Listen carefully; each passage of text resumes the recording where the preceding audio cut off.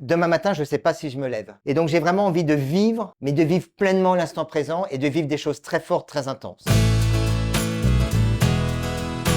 Bonjour, je m'appelle Géraud Payot, j'ai 54 ans et j'avance avec une sclérose en plaques.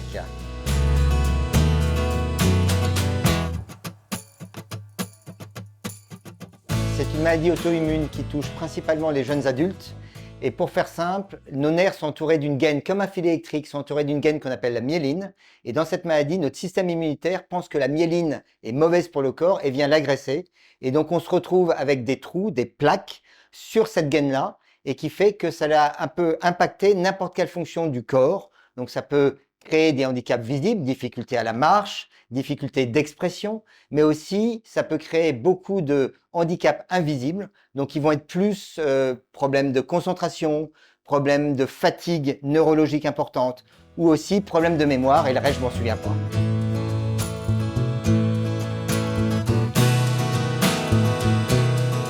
Souvent, je dis j'ai pris 2 KO. Le premier KO, c'est en mars 2004, le 5 mars 2004, où je me réveille une nuit, je sens plus mes jambes, et c'est le début de cette maladie qui a été diagnostiquée assez rapidement. Et le deuxième KO que j'ai pris, qui a été lui aussi assez fort, c'est le jour où on a dû prendre la décision de quitter le monde professionnel et de se retrouver quelque part en dehors du monde classique, ne plus pouvoir aller travailler tous les jours, être à la rencontre des gens, travailler, faire plein de choses sympas, quoi. Et puis, pendant pas mal d'années, j'ai lutté contre, comme beaucoup de personnes. Je continue à travailler à fond, je fais plein de trucs, voilà quoi. Et j'étais littéralement en train de m'épuiser. Et là où les choses ont vraiment changé, où j'aime bien dire, au lieu de continuer à ramer contre la maladie, j'ai commencé à apprendre à pagayer avec. Et là où les choses ont changé, c'est que quand j'ai dû quitter le monde professionnel, je me suis dit, qu'est-ce que je vais faire? Je vais pas rester au fond du canapé.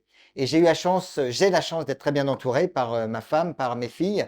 Et pour elles, j'ai envie de me battre, j'ai envie de repartir. Et c'est là où j'ai vraiment décidé de dire, faut que tu fasses quelque chose. Faut se remettre en marche. Tu peux pas rester à t'écrouler. Et vraiment, l'idée pour moi, c'était à ce moment-là, c'est là où j'ai créé Aventure Ustive pour humaine et sportive. Et c'est là où je suis parti sur le Paris-Marseille en kayak pour aller à la rencontre des personnes, leur dire, OK, c'est compliqué dans la vie de tous les jours, une maladie chronique. Je ne vais pas dire l'inverse. Il y a des jours où ça peut être très compliqué. Il y a des jours où ça va mieux aussi.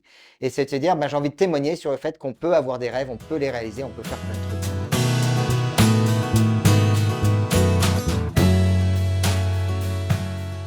Le Paris-Marseille, ça m'apprend vraiment à marcher, entre guillemets, avec ma maladie. Ça m'apprend à avancer avec. Ça m'apprend dans la vie de tous les jours à me débrouiller, mais aussi, et ça c'est important, quelque chose que je faisais pas avant, c'est à demander de l'aide. C'est quand j'ai besoin, on me donne un coup de main. Et donc ça a vraiment été 55 jours où je suis allé à la rencontre de moi-même, à la rencontre des malades, et en disant finalement, chacun à sa façon, on peut avancer avec une pathologie chronique, quelle qu'elle soit. Une fois qu'on l'a acceptée, qu'on se fixe des projets petits ou grands, on n'est pas obligé de partir pour 1000 km en kayak. Donc, c'est de se remettre en mouvement et de se dire, bon, ok, c'est là, mais je peux avancer avec différemment.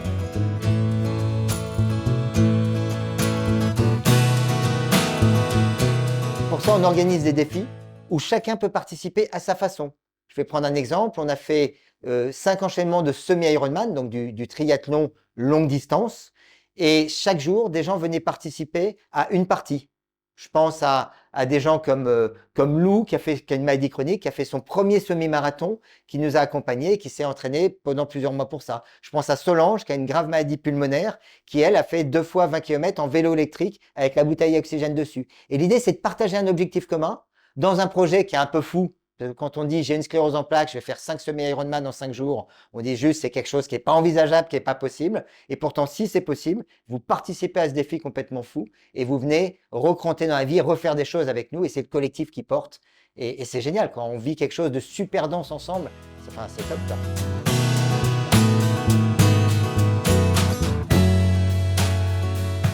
1er janvier 2022, des amis me proposent de faire le bain du 1er janvier. Et à l'époque, faut pas rigoler, l'eau froide, c'est pas mon truc. J'y vais avec un top, cagoule, et je me baigne avec eux. Et dans la discussion après, en buvant un petit verre, ils me disent on va à Bréec, compétition de nage hivernale, 8 degrés. Tu viens nager avec nous? Je dis attendez, c'est pas possible. Puis il me chauffe un peu, puis comme je suis joueur, je me suis dit j'y vais. Et donc en un mois, je passe de 0 mètre à 500 mètres dans l'eau à 8 degrés. Et derrière, je me rends compte de tous les bénéfices que ça a pour la santé. Hein, sécréter toutes les hormones positives, anti-stress, anti-dépression, ainsi de suite. Antidouleur pour moi aussi, ça me diminue les douleurs neurologiques. Et depuis, je suis tombé dans l'eau froide et je crois que j'y suis resté. Je dois être un peu givré. Ouais. À tel point que cette année, sur un malentendu aussi, parce que je devais faire les championnats de France qui ont été annulés, donc j'ai cherché ce qu'il y avait et je découvre qu'il y a 2 circuits internationaux. Donc je leur ai écrit, j'y vais. Et au championnat du monde en Estonie, dans l'eau à 0 degré, ils cassaient la glace le matin avant qu'on se baigne, c'était incroyable. -6 dehors. Et là, je fais 4 titres de champion du monde en nage hivernale, en crawl sur 25, 50, 100 et 200 mètres. Pile 20 ans après qu'on m'ait dit monsieur, le sport c'est fini. Donc mon seul message c'est vivez, plaisir et le champ des possibles est énorme. Allez-y quoi.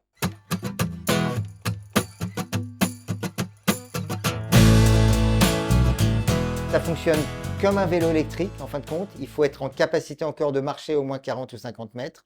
Je donne l'impulsion et derrière le moteur et l'intelligence vont prendre le relais pour m'aider à avancer. Et donc ça se règle dans tous les sens. C'est un vrai sujet à part entière. Il y a de l'intelligence artificielle dedans. Ça s'appelle le Kyogo.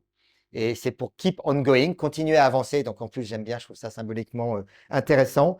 Et c'est intelligent parce que quand je m'arrête devant un escalier, il sait que je vais changer de rythme et il va adapter. Si jamais je vais monter ou je vais descendre, il va adapter le mouvement pour m'aider, quoi. Donc ça me permet de regagner de l'autonomie en marche. Ça me permet de faire plein de choses. Et je pense que ça, il va falloir qu'on en reparle parce que ça peut changer la vie d'énormément de malades.